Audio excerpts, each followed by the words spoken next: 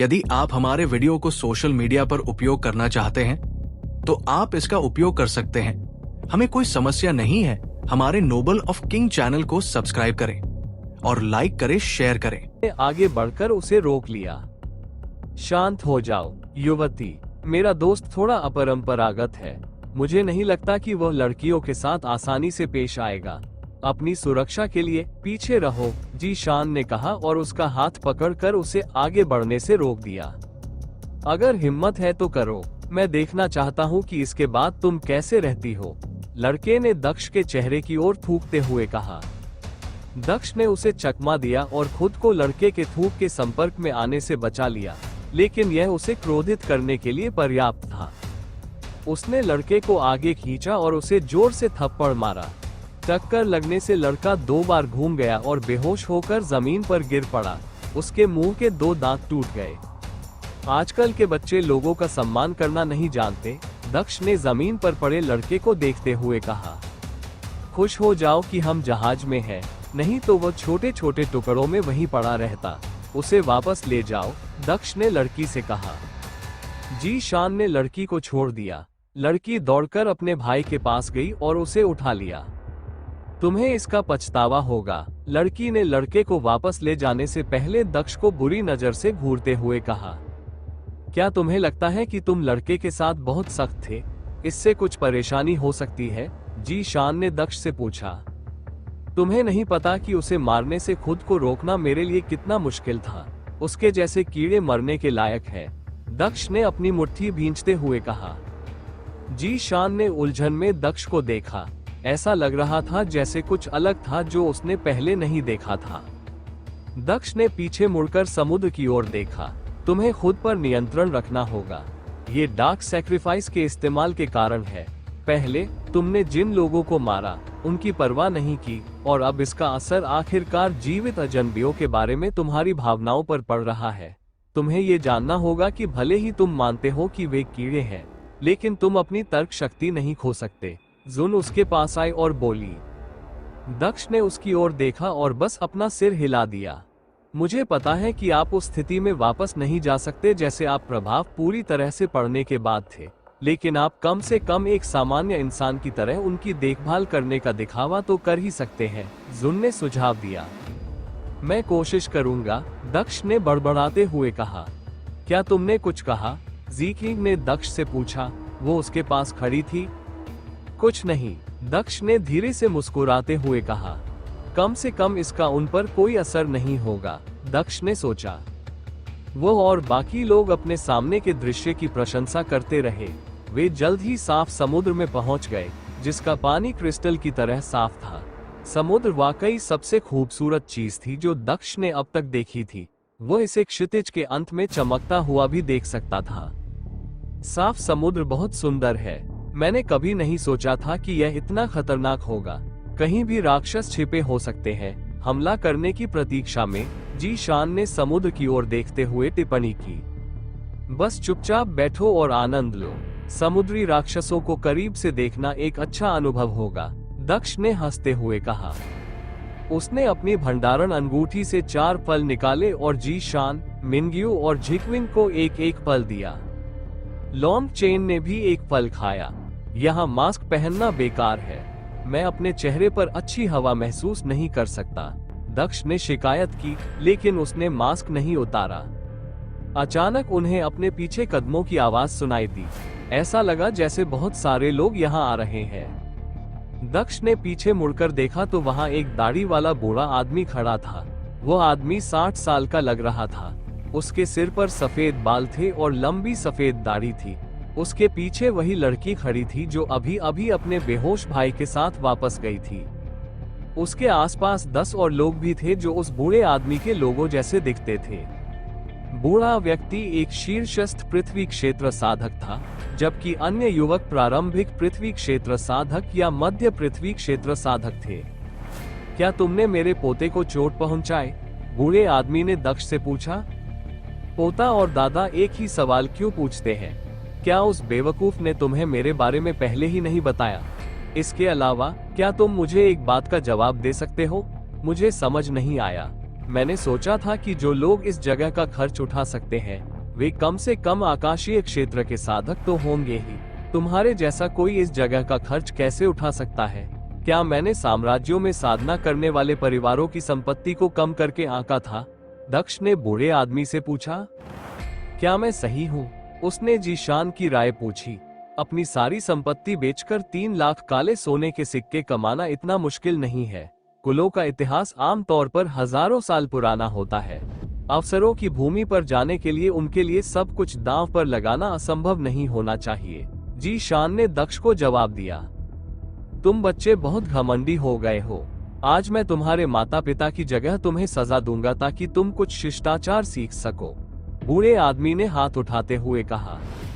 वो अपने आदमी को हमला करने का आदेश देने ही वाला था कि दक्ष ने कुछ कहा।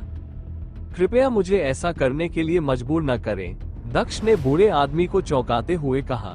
मैं इस यात्रा पर झगड़ा शुरू नहीं करना चाहता, जबकि मैंने वादा किया था कि मैं खुद पर नियंत्रण रखूंगा। बूढ़े आदमी ने आदेश दिया, इन कमीनों की हड्डियां तोड़ दो। 10 आदमी लॉन्ग चेन और जीशान की ओर दौड़ने लगे। दक्ष ने आह भरी। उसने अपना पहला कदम आगे बढ़ाते हुए अपनी अंगुलियों को चटकाया, लेकिन जीशान ने उसे रोक दिया। चलो हम भी कोशिश करते हैं। बहुत समय हो गया जब हमने कुछ अच्छा व्यायाम किया था, जीशान ने दक्ष के पास से गुजरते हुए कहा। मिंग्यू और झिकविंग भी चले गए। दक्ष अपनी हंसी रोक नहीं सका जब उसने देखा कि वे लड़ाई को लेकर उत्साहित हो रहे हैं। वो वहीं खड़ा रहा और उन्हें लड़ते हुए देखता रहा। जी की प्रारंभिक पृथ्वी क्षेत्र साधकों में से एक से लड़ रहा था, जबकि मिंग्यू और जीशान ने बाकी लोगों की देखभाल की। दक्ष को उन्हें कार्रवाई करते हुए देखे हुए काफी समय हो गया था। जीशान अभी भी चतुर था और उसने इतनी ताकत से हमला किया कि वह दुश्मन की रक्षा को तोड़ सके और आसपास के इलाके को प्रभावित न करे, जबकि मिंग्यू सुंदर और सटीक था। अपने हर कदम पर वह दुश्मनों में से एक को मार गिराती थी। हालांकि उसने किसी को नहीं मारा, उसके हमलों पर उसका नियंत्रण लाजवाब था। बूढ़ा आदमी अपने आदमियों को हारते देख भौंचक्का रह गया।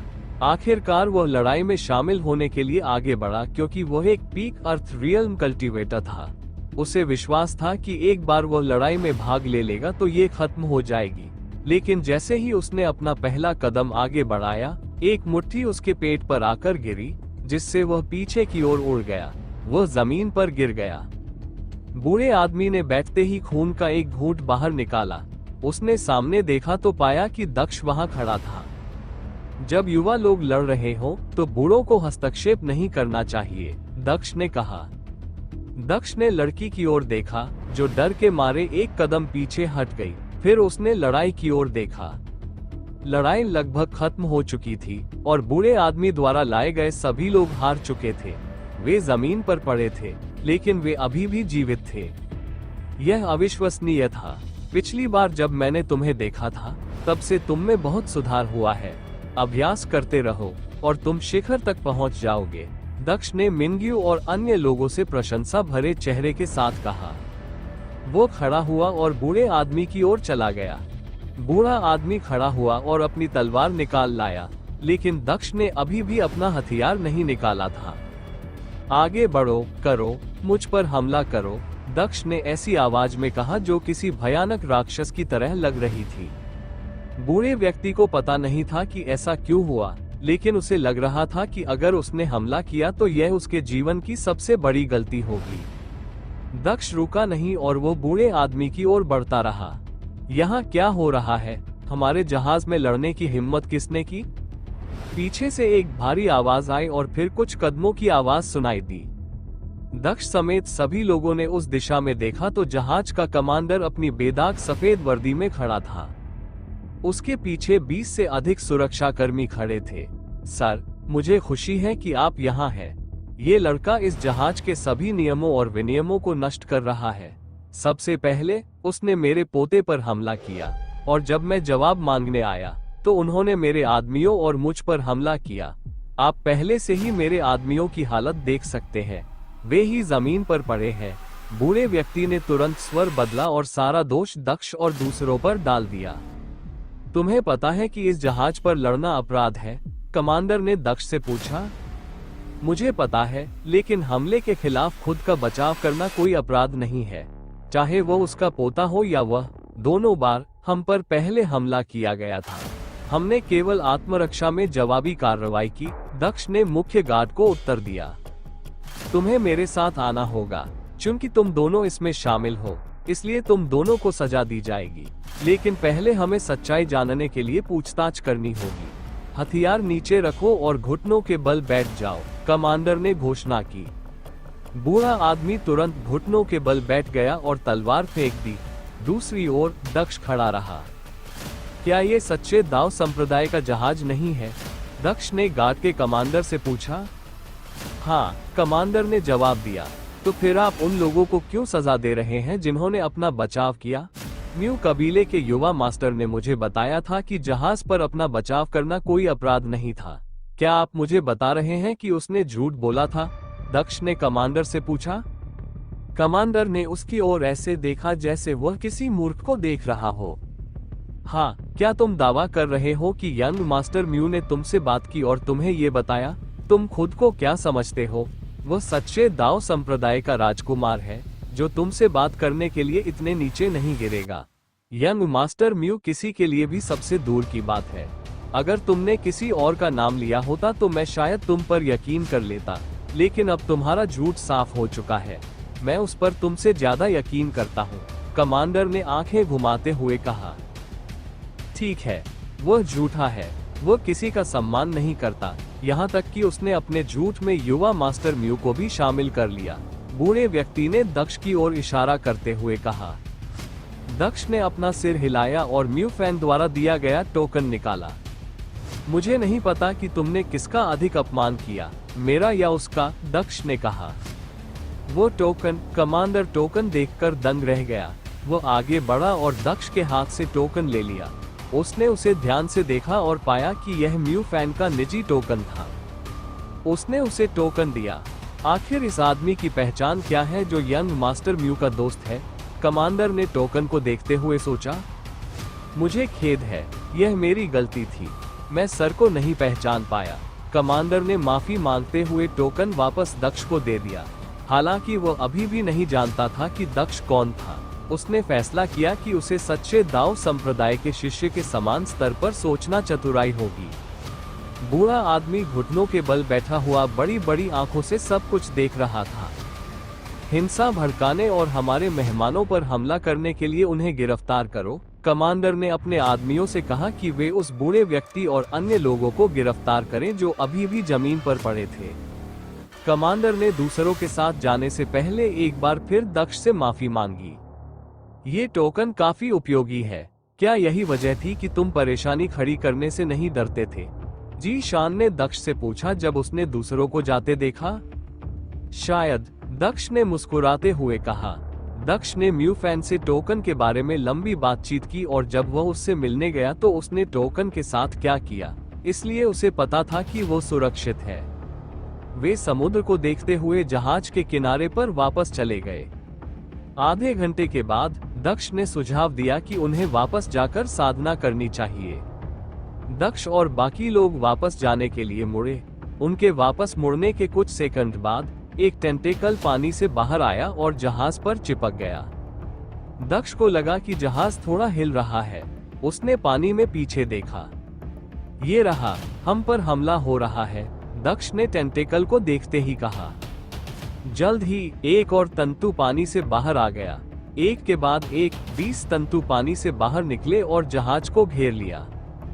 हमें कप्तान को बताना होगा, जेक्विन ने चिंतित स्वर में सुझाव दिया। जहाज के कप्तान को पहले से ही पता है। जहाज पर ऐसी संरचनाएं हैं जो उन्हें तब भी सचेत करती हैं जब उन पर हमला होता है। चिंता मत करो और बस शो का आनंद लो, दक्ष ने हंसते हुए कहा और उसका हाथ पकड़कर उसे रेलिंग के करीब खींच लिया। लगता है कि यह आकाशीय क्षेत्र का जानवर है। क्या ये यात्रा की शुरुआत नहीं है? अगर हमने जो सबसे कमजोर जानवर देखा वो शुरुआती आकाशीय क्षेत्र का जानवर है, तो भविष्य में हमें किसका सामना करना पड़ेगा? जी शान ने अपने चेहरे पर एक व्यंग्यात्मक मुस्कान के साथ पूछा। वो जानता था कि आमतौर पर शुरुआती यात्रा सबसे आसान होती है, लेकिन सबसे आसान यात्रा पर भी उन्हें एक राक्षस का सामना करना पड़ा। इसलिए मैंने कहा कि बस इंतजार करो और शो का आनंद लो। ये जहाज किसी भी बदतर स्थिति का सामना करने के लिए तैयार है। यह आकाशीय क्षेत्र का जानवर उस स्तर के आसपास भी नहीं है। यह एक कीट की तरह है जो धरती को हिला देने वाले हाथी को रोकने की कोशिश कर रहा है, दक्ष ने कहा। दक्ष और अन्य लोग जहाज के चारों ओर लगे जालों को बड़ी दिलचस्पी से देख रहे थे और जहाज के कप्तान की प्रतिक्रिया देखने की प्रतीक्षा कर रहे थे। जहाज के चारों ओर एक अवरोध था जो जालों को जहाज में प्रवेश करने से रोक रहा था, लेकिन ये जालों को पूरे अवरोध को लपेटने से नहीं रोक पाया। ये शुरू होने वाला है, दक्ष ने कहा, क्योंकि उसने देखा कि अवरोध में ऊर्जा का प्रवाह धीरे धीरे बढ़ रहा था। बैरियर के बाहर की सतह पर अचानक बिजली का झटका लगा। दक्ष और अन्य लोग अपनी आंखों से बिजली की चमक देख सकते थे। उनके तंतु विद्युत प्रवाहित हो गए और उन्होंने अवरोध पर अपनी पकड़ खो दी। अवरोध मुक्त हो गया और तंतु पुनः पानी में प्रवेश कर गए। तो यह उसका बचाव था। कमाल है। क्या तुम्हें लगता है कि वो फिर से हमला करेगा? जेक्विंग ने दक्ष से पूछा। यह शायद ही दोबारा हमला करेगा। यह एक कमजोर राक्षस है और मुझे नहीं लगता कि ये दोबारा हमला करेगा। यह उस बच्चे की तरह है जो कमजोर जहाजों को खोजने की उम्मीद में अपनी किस्मत आजमा रहा था, दक्ष ने जवाब दिया। उन्होंने कहा, यात्रा के मध्य में स्थित राक्षस सबसे अधिक दृढ़ होंगे। अगर यह फिर से हमला करता है तो हमें देखने के लिए एक और अच्छा शो मिलेगा, दक्ष ने बड़बड़ाते हुए कहा। वे वहां कुछ देर तक इंतजार करते रहे, लेकिन राक्षस वापस नहीं आया। मुझे लगता है कि यही था। चलो वापस चलते हैं। हम 12-15 दिनों के बाद समुद्र के बीच में होंगे, तब असली मजा शुरू होगा, दक्ष ने पीछे देखते हुए कहा। दक्ष और बाकी लोग वापस रहने के कमरे में चले गए। जी शान अपने कमरे में रहे जबकि मिंग्यू और झिकिंग दक्ष के कमरे में रहे। बाकी समय वे अपने कमरे की शांति में साधना में बिताते थे। शांति केवल तभी भंग होती थी जब नौकर उनके कमरे में भोजन लेकर आते थे।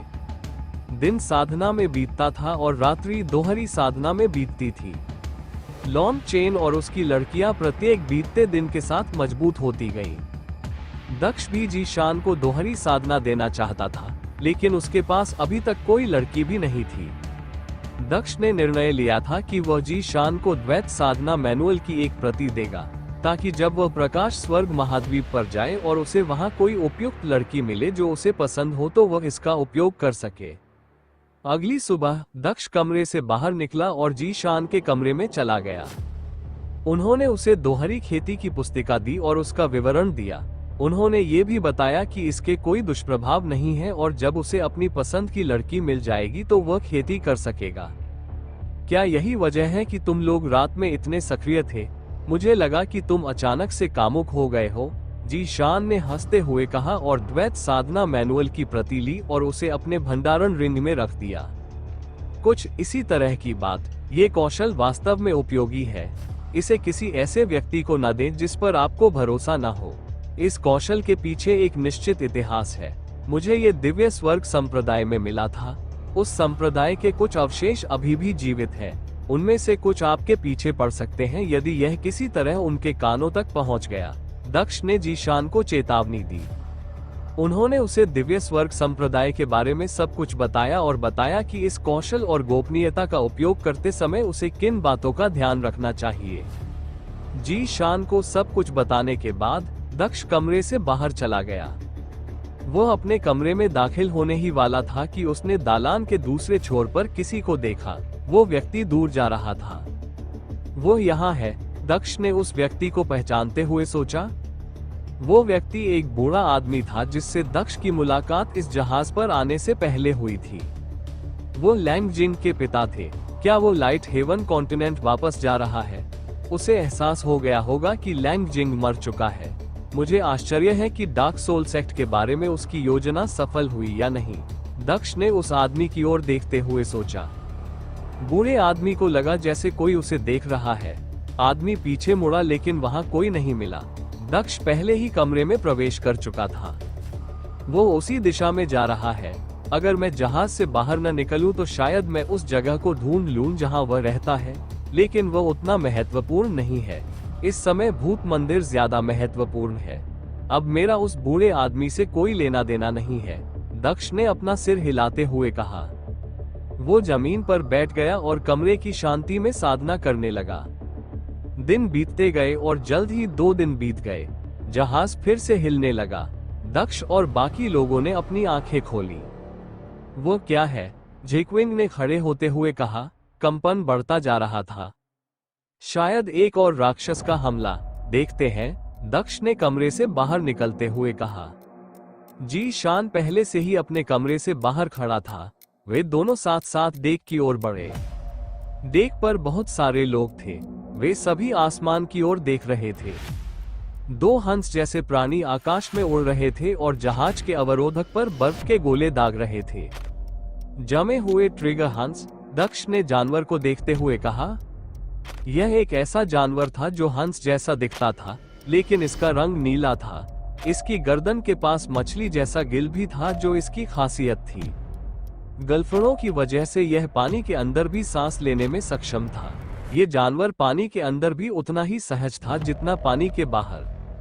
वे 2 हैं और वे दूर से हमला करते रहते हैं। क्या जहाज का बिजली अवरोधक उनका ध्यान रख सकता है? जिकिंग ने पूछा। चिंता मत करो युवती, ये जहाज उतना कमजोर नहीं है जितना तुम सोच रही हो। ये जल्द ही खत्म हो जाएगा, एक व्यक्ति ने कहा। दक्ष और अन्य लोगों ने उस दिशा में देखा और महसूस किया कि वे गार्ड के कमांडर के पास खड़े थे। ये काम जल्द ही शुरू हो जाना चाहिए, कमांडर ने ऊपर की ओर देखते हुए कहा। जहाज के किनारे पर एक संरचना दिखाई दी जो चमकने लगी। बिजली की एक किरण उस संरचना से निकलकर एक हंस पर पड़ी, जिससे वो तुरंत मर गया। दूसरा हंस गुस्से में चिल्लाया, लेकिन बिजली की एक और किरण उस समूह से निकलकर हंस पर हमला कर दिया। हंस बिजली की किरण से बच निकला, लेकिन वह एक अलग प्रकाश किरण से टकरा गया जो दूसरे समूह से आ रही थी। हंस भी मर चुका था। वो नीचे गिरने लगा। वह जल्द ही जमीन पर गिर गया और ढेर सारा पानी आसमान की ओर उछला। ये थोड़ा ज्यादा ताकतवर था। मैं समझ सकता हूँ कि तुम्हारा क्या मतलब था कि हम जितना आगे बढ़ेंगे, राक्षस उतने ही ज्यादा ताकतवर होते जाएंगे, जिकिंग ने बड़बड़ाते हुए कहा। हंस उस राक्षस से ज्यादा ताकतवर था जिसे उन्होंने पिछली बार देखा था, लेकिन सिर्फ थोड़ा सा। ये सब ऐसे ही होता है, लेकिन चाहे वे कितने भी शक्तिशाली क्यों न हो जाएं, वे जहाज को कभी प्रभावित नहीं कर पाएंगे। इस जहाज में सबसे बेहतरीन सुरक्षा तंत्र है और इसे समुद्र में सबसे शक्तिशाली राक्षसों का सामना करने के लिए डिजाइन किया गया है। हम उन छोटे मोटे संप्रदायों की तरह नहीं हैं जो बिना सुरक्षा के यात्रा करते हैं, कमांडर ने गर्व से मुस्कुराते हुए कहा। उन्होंने कहा, शो खत्म हो गया है, लेकिन यह और भी बेहतर होगा क्योंकि हमें और भी शक्तिशाली राक्षस देखने को मिलेंगे। आप इसे एक मनोरंजन की सवारी के रूप में भी देख सकते हैं, जहां आप अपनी आंखों से शक्तिशाली राक्षसों का शिकार होते हुए देखेंगे। यह एक नया अनुभव है और ये देखना मजेदार है कि ये चीजें कैसे काम करती हैं। मुझे ये जहाज की सवारी पसंद आ रही है, जी शान ने सहमति जताते हुए कहा। मैं अराजक समुद्र में जाने के लिए और अधिक उत्साहित हूँ। समुद्री डाकुओं को देखना एक बेहतर दृश्य होगा, दक्ष ने मुस्कुराते हुए टिप्पणी की। वो संभवतः समुद्र के बीच में रहने वाले समुद्री डाकुओं के एक समूह को ढूंढना चाहता था, क्योंकि समुद्र के बीच में रहने वाले समुद्री डाकुओं को पूरे समुद्र के बारे में जानने की अधिक संभावना होती, बजाय किनारे पर रहने वाले समुद्री डाकुओं के। खैर, मैं इस जहाज पर लंबे समय से काम कर रहा हूँ और मैं आपको बता सकता हूँ कि हम समुद्री डाकुओं से मिलेंगे। वे कमीने हमेशा समुद्र में रहते हैं, महाद्वीपों या छोटे आबादी वाले द्वीपों से आने वाले जहाजों का इंतजार करते हैं। मुझे नहीं लगता कि इस जहाज की कोई ऐसी यात्रा रही होगी जहां हमें समुद्री डाकुओं का सामना न करना पड़ा हो, गार्ड के कमांडर ने टिप्पणी की। क्या आपने पहले कभी समुद्री डाकुओं के जहाज को नष्ट होते देखा है? जी शान ने कमांडर से पूछा। कुछ बार, लेकिन ज्यादातर बार वे भागने में सफल हो जाते हैं। जब भी वे देखते हैं कि स्थिति उनके खिलाफ जा रही है, वे दुम मोड़कर भाग जाते हैं। हम उनका पीछा नहीं करते क्योंकि हमारा मुख्य उद्देश्य समुद्री डाकुओं से लड़ना नहीं है, बल्कि लोगों को सुरक्षित रूप से लाइट हेवन कॉन्टिनेंट तक पहुंचाना है, कमांडर ने जवाब दिया। ठीक है, मुझे आपको उन लोगों के बारे में बताना चाहिए जिन्हें हमने आप पर हमला करने के लिए गिरफ्तार किया है। पता चला कि वे ऐसे लोगों का समूह थे जिन्हें नियमों की जानकारी नहीं थी और उन्होंने नियमों को तोड़ा। हमारे पास उनका कबूलनामा है और उन्हें सजा दी जाएगी। केवल लड़की को सजा नहीं दी जाएगी क्योंकि उसने आप पर हमला नहीं किया था। मैं आपसे ये पूछने के लिए ही आया था कि क्या ये सच है या लड़की ने आप पर हमला किया था? आदमी ने दक्ष से पूछा। वो बेवकूफ है, उसे छोड़ दो, उसने मुझ पर हमला नहीं किया। दक्ष ने अपना सिर हिलाते हुए जवाब दिया और उस व्यक्ति द्वारा एकत्र की गई जानकारी से सहमति जताए। ठीक है, हम उनके साथ कानून के अनुसार व्यवहार करेंगे, लेकिन अगर आप चाहते हैं कि वे कुछ ऐसा करें जिससे उन्हें माफ कर दिया जाए, तो आप वह भी कर सकते हैं, उस आदमी ने दक्ष को याद दिलाया। मुझे उन कीड़ों की परवाह नहीं है, जो चाहो करो, दक्ष ने सहजता से उत्तर दिया। ठीक है, आदमी ने सहमति जताई। वो दक्ष के व्यवहार से काफी प्रभावित हुआ और उसके रवैये को देखते हुए उसे अपनी नजरों में और भी ऊंचा स्थान दिया। शो खत्म हो गया है, अब हम विदा लेंगे, दक्ष ने कमांडर से कहा और फिर वह चलने लगा। सब कुछ समझाने के लिए धन्यवाद। जी शान और झिकविंग ने दक्ष का पीछा करने से पहले उस आदमी को धन्यवाद दिया। दक्ष और अन्य लोग जहाज पर घूम रहे थे, जहाज के अज्ञात क्षेत्रों का दौरा कर रहे थे, जैसे जहाज में एक पूर्ण रेस्तरां हो जो मेहमानों को सेवा प्रदान करता हो, लेकिन वे काले सोने के सिक्के लेते हो। रेस्तरां आधा भरा हुआ था। दक्ष देख सकता था कि रेस्तरां में मौजूद ज्यादातर लोग आकाश क्षेत्र के साधक थे। उनमें से ज्यादातर आरंभिक आकाश क्षेत्र के साधक थे, जबकि उनमें से कुछ दुर्लभ लोग मध्य आकाश क्षेत्र के साधक थे। दक्ष ने डेक पर कोई हाई स्काई रियल्म कल्टीवेटर नहीं देखा, लेकिन उसे पता था कि जहाज पर शायद कुछ हाई स्काई रियल्म कल्टीवेटर जरूर होंगे। उसने पहले ही लैंग जिंग के पिता को देख लिया था, जो एक half step heaven grade cultivator थे। सौभाग्य से लैंग जिंग के पिता के पास दक्ष को पहचानने का कोई तरीका नहीं था। दक्ष ने अपने स्वर्ग के कफन को सक्रिय कर दिया था, जो दिखा रहा था कि वह एक प्रारंभिक आकाशीय क्षेत्र साधक था। इसने उसकी आभा को भी नकली बना दिया। कोई भी व्यक्ति दक्ष की आभा से नई आभा का मिलान करने में सक्षम नहीं था, भले ही वे उससे पहले मिले हों। जहाज पर एक छोटा सा बगीचा भी था जहां लोग सुबह की सैर कर सकते थे और अपने मन को तरोताजा कर सकते थे। जहाज पर और भी कई आकर्षण थे, जिनमें से कुछ इस प्रकार थे जैसे जहाज पर लोग अन्य लोगों के साथ खेल खेल रहे थे, तथा और भी बहुत कुछ। यह एक आलीशान जहाज की तरह था जो यात्रियों को बेहतरीन यात्रा देने की कोशिश करता था। इसमें कोई आश्चर्य नहीं कि उनकी सेवाएं सबसे महंगी है।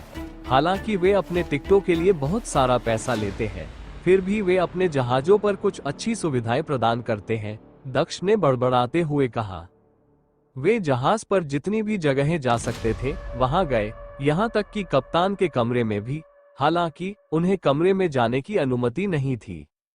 जहाज के दौरे के बाद दक्ष अपने कमरे में वापस चला गया और फिर से अपनी साधना शुरू कर दी। बाकी लोग भी अपनी साधना में व्यस्त हो गए और जितना हो सके उतनी जल्दी आगे बढ़ने की कोशिश करने लगे। ये जहाज पर दक्ष का तीसरा दिन था। उसने हमेशा की तरह नकली विश्व रिंग के अंदर देखा कि सब कुछ ठीक है या नहीं। आज से पहले जब भी वो रिंग के अंदर देखता था तो उसे केवल आयशा का गुस्सा भरा चेहरा दिखाई देता था, लेकिन अब वह आखिरकार कुछ हद तक शांत दिख रही थी। वो अपनी माँ से बात कर रही थी। उसके चेहरे पर गुस्सा नहीं दिख रहा था, जैसा कि अन्य बार होता है।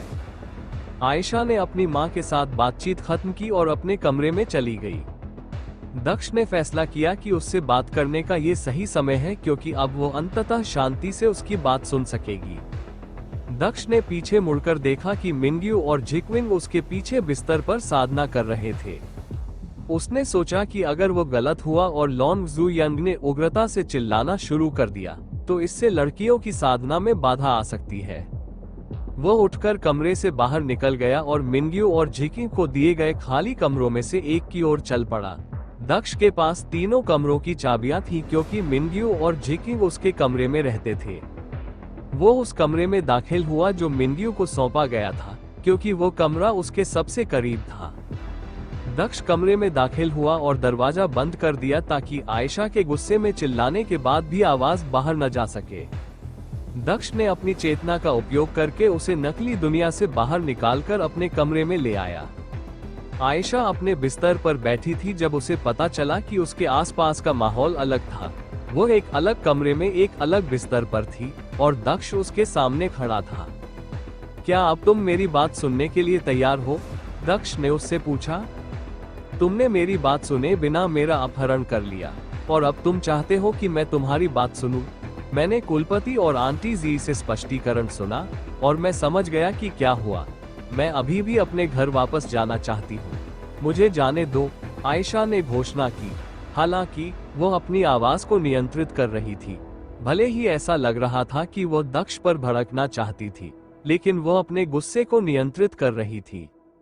वापस जाना असंभव है। मैं चाहकर भी वहां वापस नहीं जा सकता। आप तो दूर की बात है। यह यदि आप हमारे वीडियो को सोशल मीडिया पर उपयोग करना चाहते हैं तो आप इसका उपयोग कर सकते हैं। हमें कोई समस्या नहीं है। हमारे नोबल ऑफ किंग चैनल को सब्सक्राइब करें और लाइक करें, शेयर करें। संभव है। हम एक जहाज पर हैं जो हमारे महाद्वीप के बाहर समुद्र में है और यह वापस नहीं जा रहा है। अगर मैं वापस जाने का सुझाव देता हूं तो हम मारे जाएंगे क्योंकि यह हमारे दुश्मन का जहाज है। हम दुश्मन की मांद में छिपे हुए हैं। आपको ये समझने की जरूरत है कि जो कुछ भी हुआ है वो पहले ही हो चुका है। हम इसे बदल नहीं सकते और हम उसे वापस जीवित नहीं कर सकते। हम उचित ताकत के बिना बदला भी नहीं ले सकते। दक्ष ने सिर हिलाते हुए कहा। आयशा कुछ कहने वाली थी, लेकिन दक्ष ने उसे बोलने का मौका दिए बिना फिर से बोलना शुरू कर दिया। अचानक एक छोटी सी पुस्तिका उसके हाथ में आ गई। मैं तुम्हें वो शक्ति प्राप्त करने का अवसर दे रहा हूँ जो तुम्हें अपना बदला लेने में मदद कर सकती है। जब तक तुम्हें वो शक्ति मिलती रहेगी, तुम अपना बदला ले सकते हो और दुश्मन के घर वापस जा सकते हो। ध्यान से सोचो, तुम इस कमरे को छोड़ सकते हो और बिना कुछ हासिल किए मर सकते हो, या तुम प्रतीक्षा कर सकते हो और मुझे ताकतवर बनने में मदद करने दो ताकि तुम बिना मरे अपना बदला लेने में सक्षम हो सको। फैसला तुम्हें करना है, दक्ष ने कहा, बिना ये बताए कि उसके हाथ में जो पुस्तिका थी वह क्या थी। आयशा बिस्तर से उठी और दक्ष को घूरने लगी, लेकिन वो हिली नहीं। मुझे ताकत चाहिए। मैं उन सभी कमीनों को मारना चाहती हूँ जिनका हाथ इस घटना में था। आयशा ने अपनी मुट्ठी भींचते हुए कहा। अच्छा, यह वो कौशल है जिसे डोंगक्सिया महाद्वीप के सबसे मजबूत साधना कौशलों में से एक माना जाता है। इसे ले लो और वह शक्ति प्राप्त करो जो तुम चाहती हो। साधना के मार्ग में महान ऊंचाइयों तक पहुंचने के लिए इसका उपयोग करें। इतनी ऊंचाई कि तुम्हारे सामने बाकी सभी लोग चींटियों की तरह दिखें। दक्ष ने पूरी गंभीरता से उसकी ओर देखते हुए कहा। आयशा आगे बढ़ी और दक्ष के हाथ से पुस्तिका ले ली। मैं तुम्हें वापस भेज दूंगा ताकि तुम इस कौशल के साथ साधना की अपनी यात्रा शुरू कर सको। उस दुनिया की सुरक्षा में रहो और अंदर साधना करो। यदि तुम बदला लेना चाहती हो तो ये तुम्हारा एकमात्र विकल्प है। मेरे शब्दों को याद रखना। दक्ष ने उसे नकली दुनिया में वापस भेजने से पहले कहा। भावुक लड़कियों से निपटना मुश्किल है, लेकिन ये ठीक रहा, दक्ष ने अपना सिर हिलाते हुए कहा। वह आगे बढ़ा और बिस्तर पर लेट गया। तुम्हें लगता है कि यह मुश्किल है? एक ऐसे लड़के की दाई बनकर देखो जो लोगों को मारता रहता है और हमेशा लोगों को अपमानित करता रहता है। जून उसके पास आई और वह हंसने लगा। मुझे इसकी परवाह क्यों करनी चाहिए कि कुछ कीड़े नाराज हो जाएं? अब वे क्या कर सकते हैं? मेरी केवल एक ही कमजोरी थी और अब वे उस तक नहीं पहुंच सकते। उन कीड़ों के बारे में अब और चिंता करने लायक नहीं है, दक्ष ने मुस्कुराते हुए कहा। नकली दुनिया के जुड़ने के बाद वह पहले से कहीं ज्यादा बेफिक्र था, जिससे उसका आत्मविश्वास भी बढ़ा। डार्क सैक्रिफाइस के प्रभावों के साथ साथ वह थोड़ा प्रभावित हो रहा था। वह खुश था कि उसे किसी की चिंता करने की जरूरत नहीं थी। अब वह दूसरों की सुरक्षा की चिंता किए बिना अपनी गति से समस्याओं से निपटने में सक्षम था। वो मुसीबतों से बच निकलने में सक्षम था, या जब जरूरत होती थी तो अपने आसपास के लोगों की परवाह किए बिना पूरी ताकत से काम करने में सक्षम था। उसे ऐसा महसूस होता था कि वो अब तक का सबसे सुरक्षित व्यक्ति था। कमरे से बाहर जाने से पहले दक्ष ने कुछ मिनट तक बिस्तर पर आराम किया। वो उस समय कमरे से बाहर निकला जब लैंग जिन के पिता उस जगह से गुजर रहे थे। लैंग जिन के पिता ने दक्ष की ओर देखा, जिसने शरारत का मुखौटा पहना हुआ था और उसके ऊपर एक और मुखौटा पहना हुआ था। उसे अपने सामने खड़े व्यक्ति की शारीरिक बनावट तो जानी पहचानी लगी, लेकिन आभा और बाकी सब कुछ अलग था। उसने सिर हिलाकर वहां से जाने से पहले कहा। दक्ष भी विपरीत दिशा में चला गया और अपने कमरे में प्रवेश किया। मिंग्यू और झिक्विंग अभी भी साधना कर रहे थे।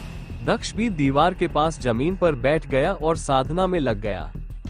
समय बीतता रहा और प्रत्येक बीतते सेकंड के साथ लॉन्ग चेन की साधना बढ़ती गई, चाहे दिन हो या रात। यात्रा के दौरान जहाज को और भी समुद्री राक्षसों का सामना करना पड़ा, लेकिन उनसे भी उतनी ही तेजी से निपटा गया जितना कि उनसे पहले के अन्य राक्षसों से।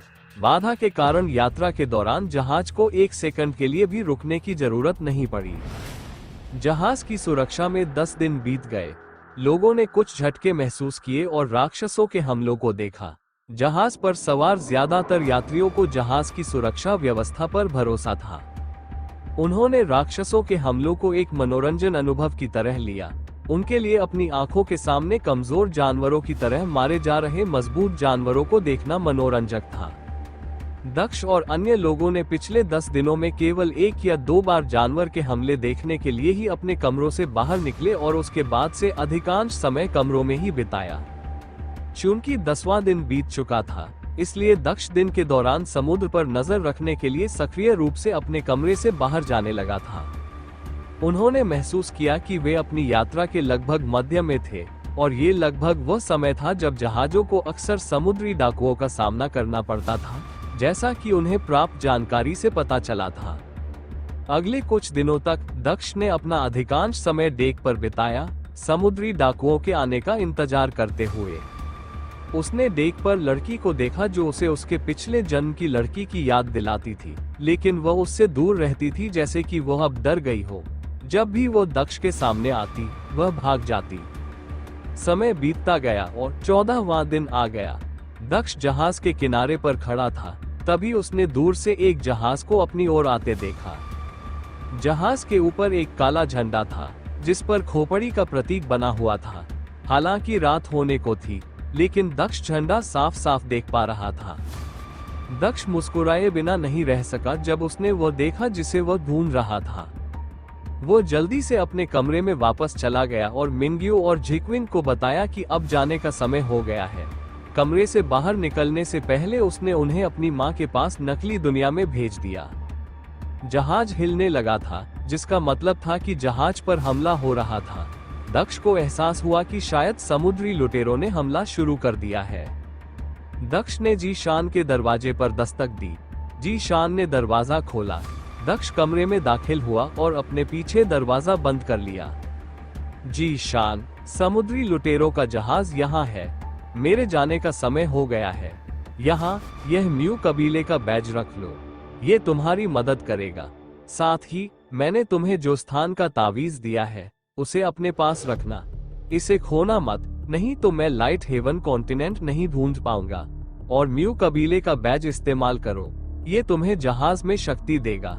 सुरक्षित रहो और अपना ख्याल रखो भाई, हम जल्द ही फिर मिलेंगे। दक्ष ने आगे बढ़कर जी शान को मजबूती से गले लगाया। तुम भी अपना ख्याल रखना यार, अगर तुम मेरे सामने मर गए तो मैं तुम्हें कभी माफ नहीं करूंगी। याद रखना, तुम्हें वापस आना ही होगा। मैं तुम्हें तुम्हारी भाभी दिखाना चाहूंगा जो मुझे वहां मिलेगी। देर मत करना वरना तुम हमारी शादी से चूक जाओगे, जी शान ने हंसते हुए कहा। जी शान का जवाब सुनकर दक्ष अपनी हंसी रोक नहीं सका। मैं किसी भी कीमत पर तुम्हारी शादी नहीं छोड़ूंगा। मैं तब भी वहां रहूंगा जब तुम्हारा बच्चा पैदा होगा। हालांकि मुझे निराश मत करना, अगर मेरे वापस आने तक तुम्हारे पास कोई महिला नहीं आई तो मैं तुम्हें पीटूंगा, दक्ष ने मुस्कुराते हुए जवाब दिया। यह एक वादा है, जी शान ने कहा और उसके चेहरे पर एक खूबसूरत मुस्कान के साथ उसने अपना सिर हिलाया। दक्ष ने सिर हिलाकर कमरे से बाहर जाने से पहले डेक पर वापस जाने की अनुमति दी। जी शान भी उसे जाते हुए देखने के लिए उसके पीछे पीछे चला गया। दक्ष डेक पर चला गया और उसने देखा कि सच्चे दाव संप्रदाय का जहाज और समुद्री डाकू जहाज युद्ध में लगे हुए थे। दोनों ने दूसरे जहाज पर हमला करने के लिए अपने जहाज युद्ध संरचनाओं का उपयोग किया, लेकिन दोनों जहाजों के पास रक्षात्मक अवरोध भी थे। दक्ष को एहसास हुआ कि अब वहां से जाने का ये सही समय है, क्योंकि हर कोई हमलों के आदान प्रदान को देखने में व्यस्त था। दक्ष डेक के खाली हिस्से पर चला गया और जहाज से बाहर कूद गया। वो आसानी से अवरोध को पार कर गया। उसने अपनी भंडारण रिंग से अपनी आत्मा तलवार निकाली और उस पर उतरा।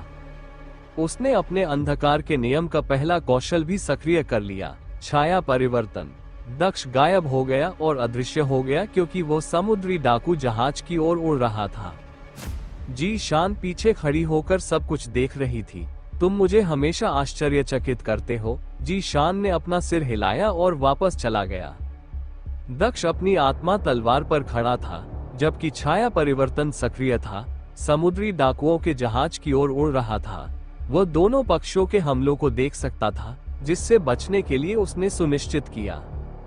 जल्द ही वो समुद्री लुटेरों के जहाज के पास पहुंच गया, लेकिन उसने अंदर घुसने की कोशिश नहीं की। उसे यकीन था कि जहाज के चारों ओर लगी बाधा में भी शायद ऐसा ही कुछ होगा जो उसे रोक देगा, और अगर वो अंदर घुसने की कोशिश करेगा तो उसे नुकसान पहुंचाएगा। दक्ष ने इसके बजाय एक बहुत आसान रास्ता चुना। समुद्री डाकू जहाज के चारों ओर की बाधा अर्धपारदर्शी थी, बिल्कुल सच्चे दाव संप्रदाय के जहाज की बाधा की तरह, जिसे इस तरह बनाया गया था ताकि बाधा के अंदर के लोग देख सके कि बाहर क्या हो रहा है।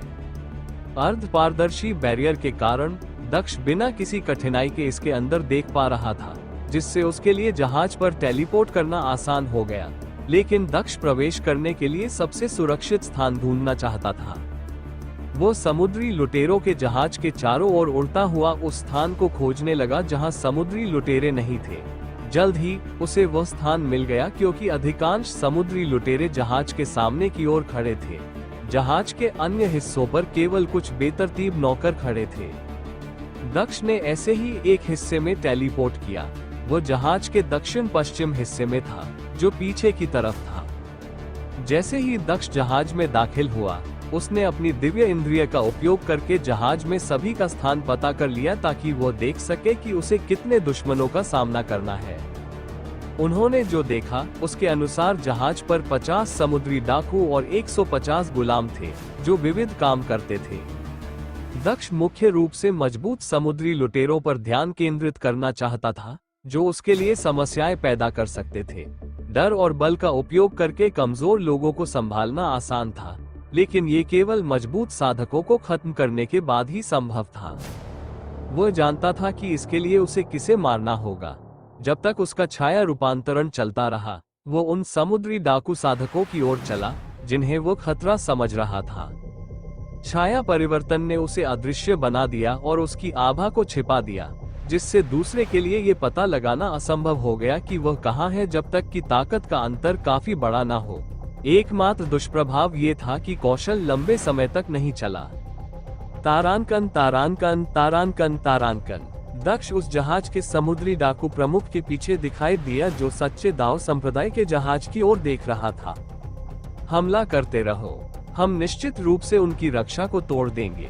चलते रहो, एक बार जब हम उनकी रक्षा को तोड़ देंगे तो हमें खजाने मिल जाएंगे और हम महिलाओं को प्राप्त करेंगे। जो आपको चाहिए उसके लिए लड़ो, सब कुछ इस्तेमाल करो। नौकरों को उपकरण तेजी से आगे बढ़ाने के लिए कहें, ताकि हमलावर गठन को और अधिक शक्ति मिले। समुद्री लुटेरों का सरदार अपनी बात कह ही रहा था कि तभी एक तलवार पीछे से उसके सीने में घुसकर सामने से निकल गई।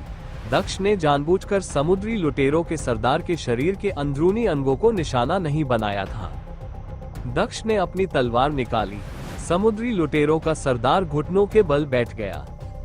दक्ष का छाया परिवर्तन काम करना बंद कर दिया, लेकिन वह पहले ही वो कर चुका था जो उसे करना था।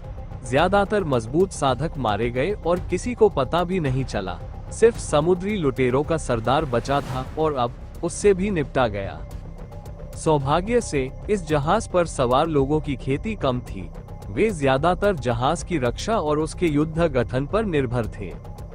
यहाँ तक कि जहाज पर सबसे शक्तिशाली व्यक्ति, समुद्री डाकू सरदार, केवल मध्य आकाश क्षेत्र का साधक था। दक्ष सबके सामने आ गया। मैं इस जहाज का नया प्रमुख हूँ। अब से आप सभी मेरी आज्ञाओं का पालन करेंगे। जो विरोध करेंगे वे मर जाएंगे।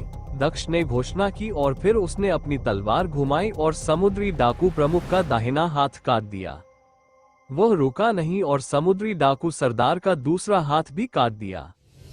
तुम कमीने, हमारे सरदार को छोड़ दो।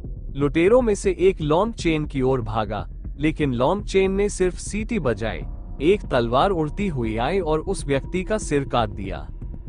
किसी और को कोई संदेह है? तुम आगे बढ़ सकते हो, मैं तुमसे तुरंत निपटना चाहूंगा।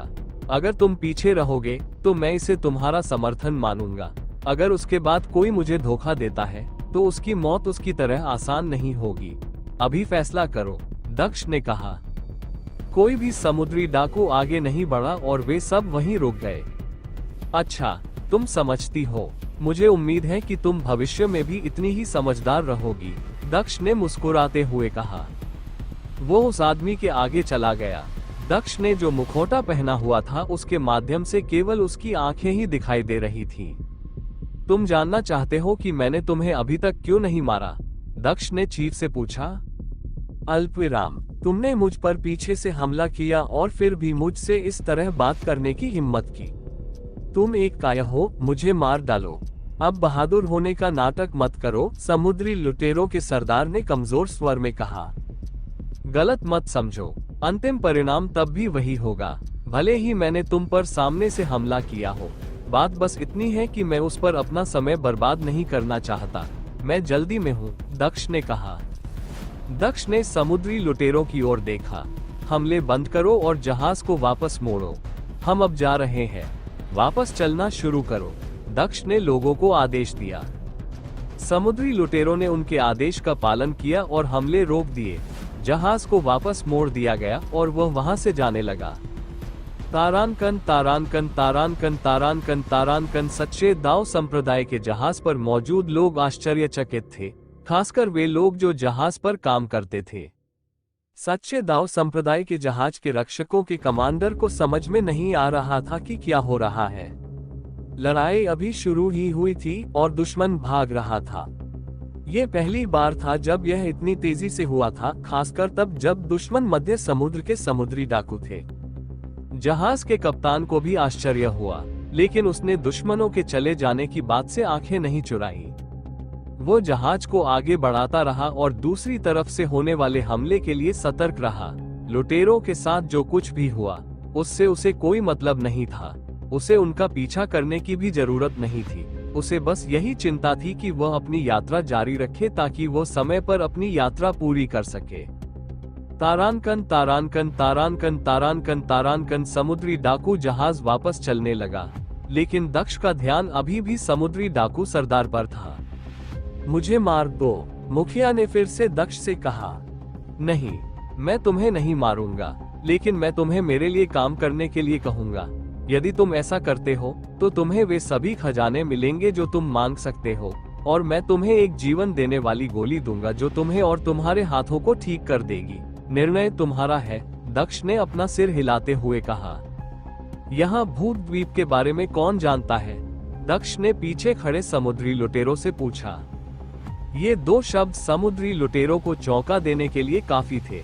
यहाँ तक कि समुद्री लुटेरों का सरदार भी दंग रह गया। उनके चेहरों पर डर साफ झलक रहा था।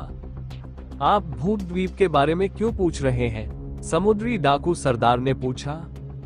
मैं भूत द्वीप से हूँ, मैं वहाँ वापस जाना चाहता हूँ। जब तक तुम मुझे वापस ले जाओगे, मैं तुम्हें खजाने दूंगा जो तुम्हें समुद्र में सर्वशक्तिमान बना देंगे। तुम्हें पहले से ही हमारे भूत मंदिर की शक्ति का पता होना चाहिए, और तुम्हें ये भी पता होना चाहिए कि तुम्हारा अवरोध मुझे अंदर जाने से नहीं रोक सका। यह मेरी क्षमताओं का अंदाजा लगाने के लिए तुम्हारे लिए पर्याप्त होना चाहिए। अगर तुम अब भी मेरी बात नहीं मानते तो मैं तुम्हें मार डालूंगा और नौकरों का इस्तेमाल करके जहाज को संभालूंगा और उसे भूत द्वीप ले जाऊंगा। तुम लोगों के आसपास होने से यह आसान हो जाता है, क्योंकि मुझे बच्चों की तरह तुम्हें दिशाएं बताने की जरूरत नहीं पड़ती, क्योंकि तुम्हें पहले से ही पता होगा कि हमारा द्वीप कहाँ है। मुझे अपने जवाब बताओ, दक्ष ने कहा और उसने अपनी नजरें सब पर घुमाई। उन्होंने समुद्री डाकुओं के सरदार को जीवन देने वाली गोली भी दिखाई। मैं आपकी बात सुनूंगा, समुद्री डाकू सरदार ने सहमति जताई। अच्छा, ये लो, ये जीवन चिकित्सा की गोली लो। ये तुम्हारी छाती के घाव को ठीक कर देगी, लेकिन तुम्हारा हाथ ठीक नहीं होगा। केवल जीवन चिकित्सा की गोली ही तुम्हारे हाथों को ठीक कर सकती है, जो मैं तुम्हें तब दूंगा जब तुम मुझे वापस ले जाओगे, दक्ष ने कहा, और उसने समुद्री डाकू सरदार के मुंह में जीवन चिकित्सा की गोली फेंक दी। जैसे ही समुद्री लुटेरों के सरदार ने जीवन रक्षक गोली खाई, उसकी छाती ठीक होने लगी और उसके कंधों से खून बहना बंद हो गया। हालांकि उसके हाथ ठीक नहीं हुए, अब उसके हाथ नहीं थे। तुम अपने हाथ तभी वापस पाओगे जब तुम मुझे भूत द्वीप पर ले जाओगे। उससे पहले तुम इस बारे में भूल सकते हो, दक्ष ने अपना सिर हिलाते हुए कहा। मैं आपकी बात सुनूंगा, लेकिन मैं इस जहाज को भूत द्वीप के पास नहीं ले जा सकता। भूत बाधा के कारण ऐसा करना असंभव है, जिसने पूरे स्थान को घेर रखा है। कृपया हमें माफ करें, लेकिन जहाज उस बाधा के पास भूतों के हमले को नहीं झेल सकता। हम आपको उस बाधा के करीब ले जा सकते हैं, लेकिन अगर हम आगे बढ़ गए तो हमारा जहाज नष्ट हो जाएगा और हम मर जाएंगे, समुद्री डाकू सरदार ने अपना सिर हिलाते हुए कहा। जैसा कि मैंने कहा, मैं भूत मंदिर से हूँ, मैं सब कुछ संभाल लूंगा। मुझे वहां ले चलो, नहीं तो मैं अभी तुम्हारा जहाज नष्ट कर दूंगा, दक्ष ने दृढ़ता से कहा। क्या आपके पास जहाज को भूतों से बचाने का कोई उपाय है? समुद्री लुटेरों के सरदार ने पूछा। यदि भूत मंदिर के लोगों के पास अंदर जाने का रास्ता नहीं होगा, तो क्या तुम ही जान पाओगे? बस चुप रहो और जैसा मैं कहता हूँ वैसा करो। तुम बिना किसी कठिनाई के भूत बाधा को पार करने में सक्षम हो जाओगे, दक्ष ने कहा। हालांकि वह झूठ बोल रहा था, लेकिन उसने उन्हें यकीन दिला दिया। साथ ही उसे भूतों से डर नहीं लगता था, क्योंकि वह पहले से ही आत्माओं के साथ कुछ आदान प्रदान कर चुका था और जानता था कि वे उसे नुकसान नहीं पहुंचा सकते। समुद्री डाकू कप्तान आश्वस्त लग रहा था। जहाज को दक्षिण की ओर मोड़ो, उसने अपने आदमियों को आदेश दिया। दक्ष पूछना चाहता था कि उन्हें भूत द्वीप तक पहुंचने में कितना समय लगेगा, लेकिन वह जानता था कि यह ऐसा कुछ नहीं था जो वह पूछ सकता था, क्योंकि वह भूत मंदिर का शिष्य होने का नाटक कर रहा था। जहाज ने अपनी दिशा बदल ली और दक्षिण की ओर बढ़ने लगा। दक्ष ने एक कुर्सी ली और जहाज के सामने बैठ गया। उसकी पीठ समुद्र की ओर थी ताकि वह पूरे जहाज पर नजर रख सके। उसने समुद्री डाकुओं के सरदार को भी अपने सामने बैठाया ताकि वह उसकी पीठ पीछे कोई योजना न बना सके। समुद्री डाकुओं के सरदार के पास एक छोटी दूरबीन थी, जिसका इस्तेमाल वह दक्ष के सामने बैठकर समुद्र पर नजर रखने के लिए करता था। हवा की दिशा बदलने से पहले यात्रा आधे दिन तक चलती रही। हवा भी ठंडी होने लगी। हम उनके क्षेत्र में हैं। गति धीमी कर लो। हमें उनका ध्यान आकर्षित करने की आवश्यकता नहीं है, अन्यथा हमारा समय बर्बाद होगा, समुद्री लुटेरों के सरदार ने अपने आदमियों से कहा। जहाज की गति काफी धीमी हो गई। दक्ष ने उत्सुकता से चारों ओर देखा। उसे आसपास कोई भूत नजर नहीं आया। आप धीमी गति से क्यों चल रहे हैं? दक्ष ने चीफ से पूछा। हम समुद्री डाकुओं के राजा के समुद्र में हैं। यहाँ ऐसे नियम हैं जिन्हें हम नहीं तोड़ सकते। अगर समुद्री डाकुओं का राजा नाराज हो गया तो वह हमसे बात करने की कोशिश किए बिना ही हमारे जहाज को नष्ट कर देगा। सबसे अच्छा यही है कि हम विनम्र बने रहें, समुद्री डाकुओं के सरदार ने जवाब दिया। समुद्री डाकुओं का राजा हो, मुझे लगता है कि समुद्री डाकुओं का भी एक पदानुक्रम होता है, दक्ष ने सोचा। ठीक है, नियमों का पालन करो, दक्ष ने बड़बड़ाते हुए कहा। समुद्री डाकुओं के सरदार ने अपना सिर हिलाया, लेकिन अचानक वो उठ खड़ा हुआ क्योंकि उसने। यदि आप हमारे वीडियो को सोशल मीडिया पर उपयोग करना चाहते हैं तो आप इसका उपयोग कर सकते हैं। हमें कोई समस्या नहीं है। हमारे नोबल ऑफ किंग चैनल को सब्सक्राइब करें और लाइक करें, शेयर करें। दूर कुछ देखा था। दक्ष भी उसके स्तब्ध भाव को देखकर खड़ा हो गया। उसने समुद्री लुटेरों के सरदार की ओर देखा और एक जहाज देखा। ये समुद्री डाकू राजा का जहाज है। चाहे कुछ भी हो जाए, कृपया कुछ मत बोलो। तुम्हें ये तथ्य छुपाना होगा कि तुम भूत मंदिर से हो, समुद्री डाकू सरदार ने दक्ष को चेतावनी दी। दक्ष को समझ में नहीं आया कि वह इतना डरा हुआ क्यों था और उसे ये क्यों छुपाना पड़ा कि वह भूत मंदिर से है। भूत मंदिर यहाँ सबसे बड़ी शक्ति होनी चाहिए। समुद्री डाकू राजा को भूत मंदिर के एक शिष्य पर हमला करने का जोखिम नहीं उठाना चाहिए। क्यों? उसने समुद्री लुटेरों के सरदार से पूछा, क्योंकि वही एकमात्र व्यक्ति था जो इसका उत्तर दे सकता था। समुद्री डाकू राजा की पत्नी और बच्चे को भूत मंदिर के एक अनुयायी ने मार डाला। वह बदला भी नहीं ले सका क्योंकि भूत मंदिर शक्ति के मामले में बहुत बड़ा है, इसलिए वह डर के मारे उनके द्वीप पर हमला नहीं कर सका। लेकिन उसका दिल अभी भी नफरत से भरा हुआ है। अगर उसे पता चल गया कि तुम भूत मंदिर से हो, तो वह तुम्हें भागने दिए बिना किसी भी कीमत पर तुम्हें मारने की कोशिश करेगा। बस चुप रहो और मुझे उससे निपटने दो। तुम उससे पहले मेरे दूसरे नंबर के कमांडर होगे, समुद्री डाकू सरदार ने घोषणा की। उसकी साधना क्या है? दक्ष ने पूछा। ऐसा कहा जाता है कि वह आकाश क्षेत्र के शिखर पर है, लेकिन ये भी संभव है कि वह अधिक शक्तिशाली हो, समुद्री डाकू सरदार ने उत्तर दिया। ठीक है, दक्ष ने ये भूमिका निभाने के लिए सहमति दे दी, क्योंकि वह भूत मंदिर पहुंचने के इतने करीब था और पीक स्काई रियल्म विशेषज्ञ का सामना करना उसके लिए संभव नहीं था। समुद्री डाकू राजा का जहाज उस जहाज के सामने रुका जिसमें लॉन्ग चेन खड़ा था। समुद्री डाकू राजा का जहाज दूसरे जहाज की तुलना में दोगुना बड़ा था। वास्तव में ये सच्चे दाव संप्रदाय के जहाज जितना ही बड़ा लग रहा था। समुद्री डाकू सरदार ने अपनी आवाज को बेहतर बनाने के लिए अपनी क्यूई का इस्तेमाल किया। समुद्री डाकू राजा को नमस्कार, उन्होंने घोषणा की। बिमिन, तुम मेरे क्षेत्र में क्या कर रहे हो? समुद्री डाकू राजा ने दूसरे जहाज से कहा। समुद्री डाकुओं के बीच समुद्री डाकुओं के सरदार को बिमिन कहा जाता था। हम समुद्र के दूसरी ओर जाने के लिए इस स्थान से गुजर रहे थे।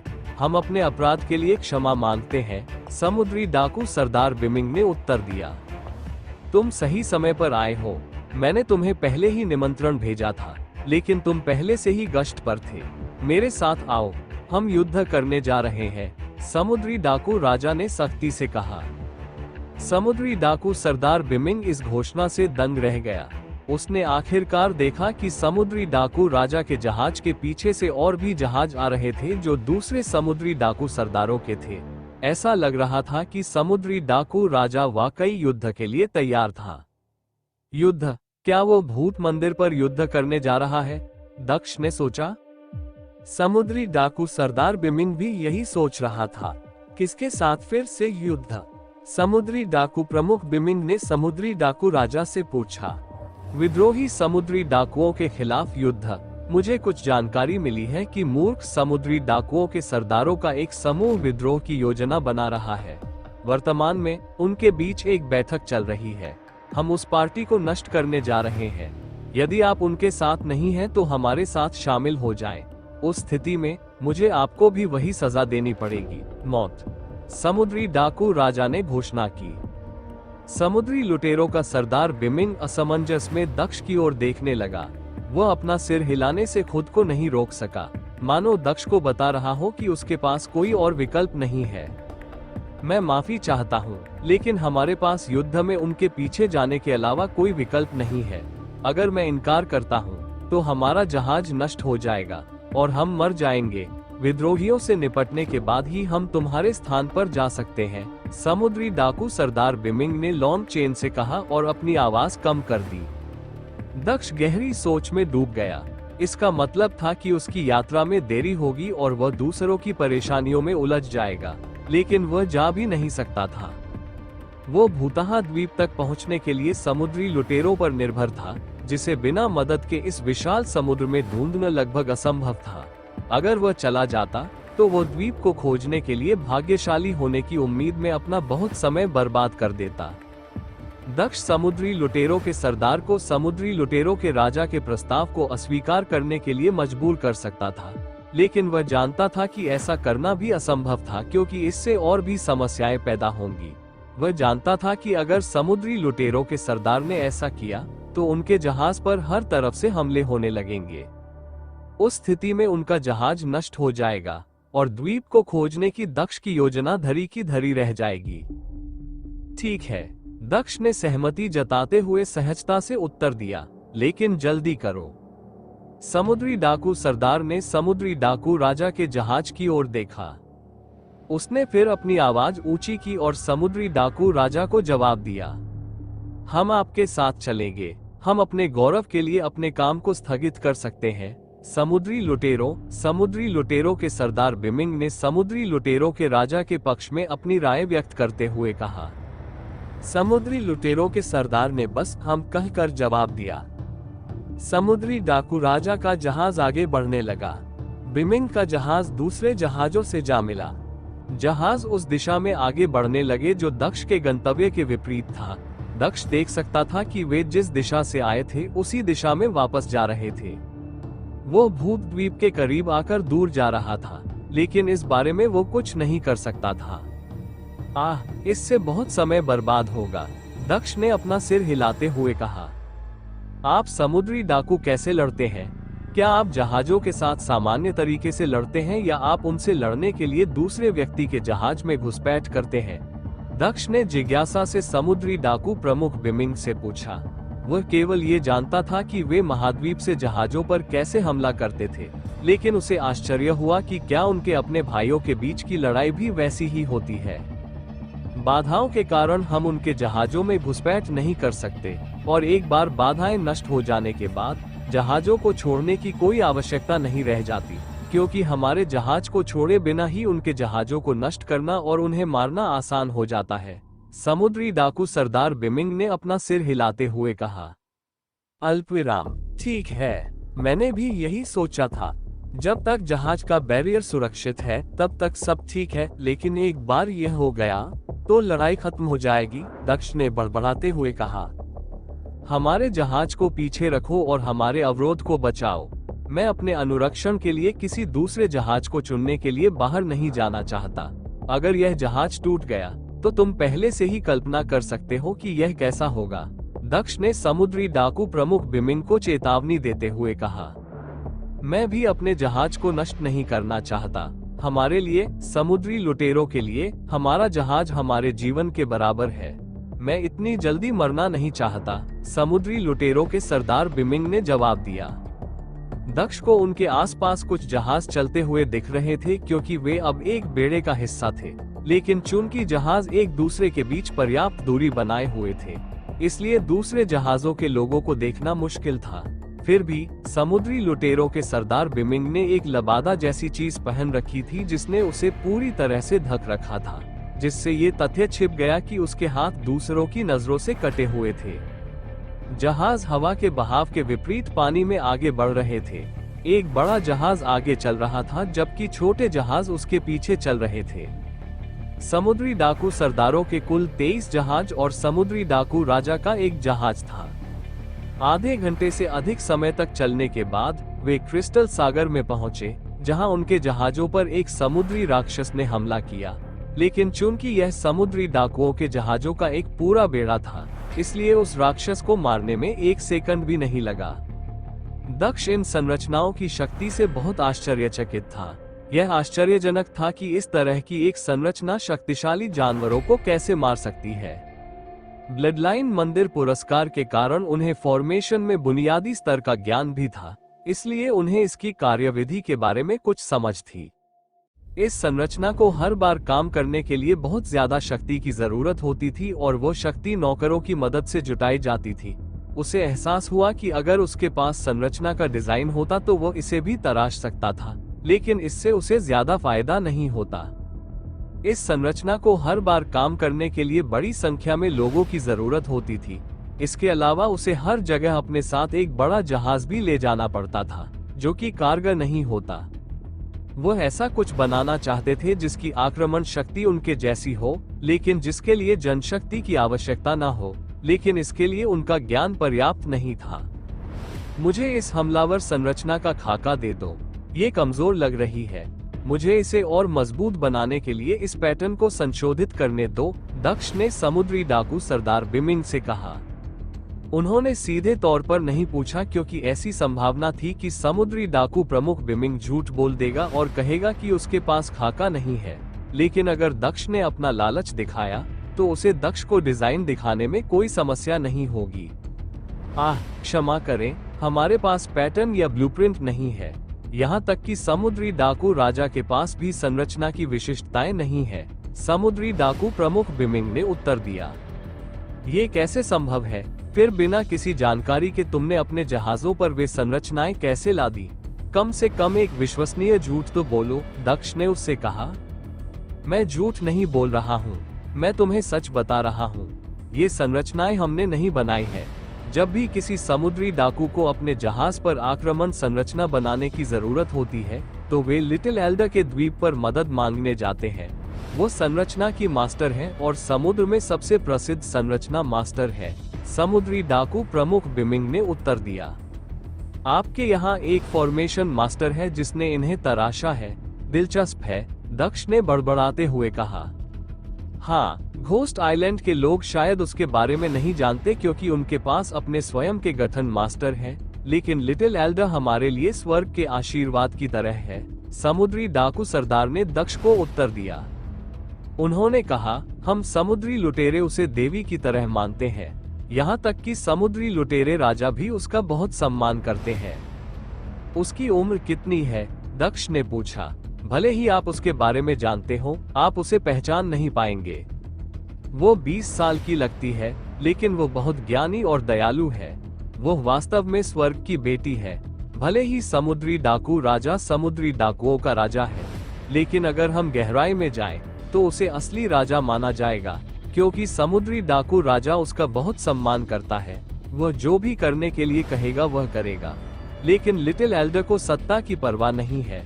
वो अपने द्वीप पर रहती है, विभिन्न संरचनाओं पर शोध करती है, समुद्री डाकू प्रमुख बिमिंग ने उत्तर दिया। एक प्रशिक्षण गुरु जो 20 की उम्र के आसपास लग रही है, शायद एक बूढ़ी औरत जिसने खुद को जवान बनाए रखने के लिए कुछ तरीकों का इस्तेमाल किया हो। ये तभी संभव है जब कोई व्यक्ति उच्च साधना तक पहुंच जाए या कोई अपरंपरागत तरीका अपनाए, दक्ष ने बड़बड़ाते हुए कहा। सच है, भले ही वो जवान दिखती हो, लेकिन कोई नहीं जानता कि उसकी असली उम्र क्या है। वो लगभग 15 साल पहले यहाँ आई थी और उसने हमारी जिंदगी हमेशा के लिए बदल दी। तभी से पायरेट्स का उदय शुरू हुआ। ये सब उसकी मदद की वजह से हुआ। वह निश्चित रूप से बड़ी है, लेकिन कोई नहीं जानता कि वह कितनी उम्र की है। उसकी खेती को देखना भी असंभव है, लेकिन वह शायद बहुत मजबूत है, समुद्री डाकू प्रमुख बिमिंग ने अपना सिर हिलाते हुए कहा। दिलचस्प, मैं उसके बारे में काफी उत्सुक हूँ। उसका नाम क्या है? दक्ष ने समुद्री डाकू सरदार से पूछा। उसका नाम जू ऑक्सिन है, समुद्री डाकू सरदार ने उत्तर दिया। जू ऑक्सिन, क्या उसके बाल लाल हैं? जुन दक्ष के पास आए और पूछा। उसके चेहरे पर हैरानी भरी नजर थी। हालांकि दक्ष के अलावा कोई भी उसकी बातें नहीं सुन सका। क्या उसके बाल लाल हैं? दक्ष ने मन में आया सवाल पूछा।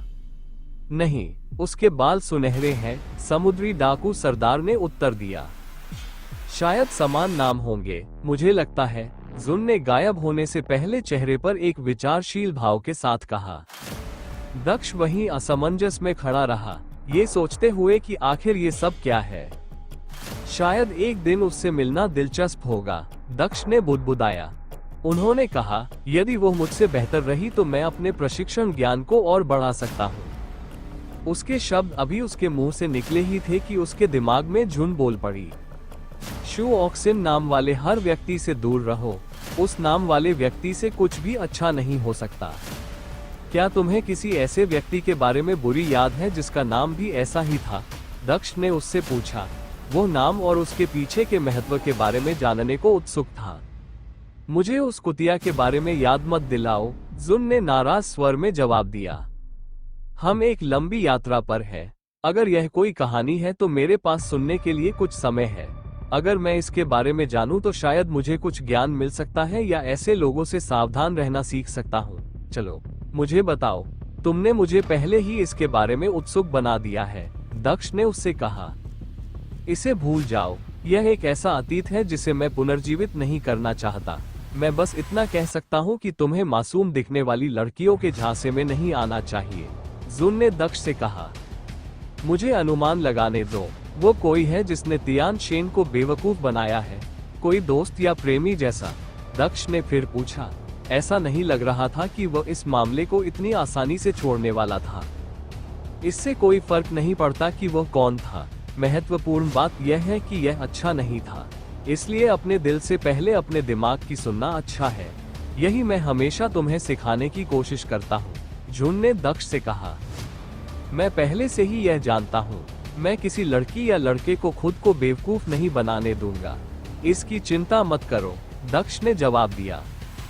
मुझे आश्चर्य है कि तुम सीधे चेहरे पर देखकर ऐसा कैसे कह सकती हो, तुम तियान शेन से भी ज्यादा चिंताजनक हो, जुन ने सिर हिलाते हुए कहा।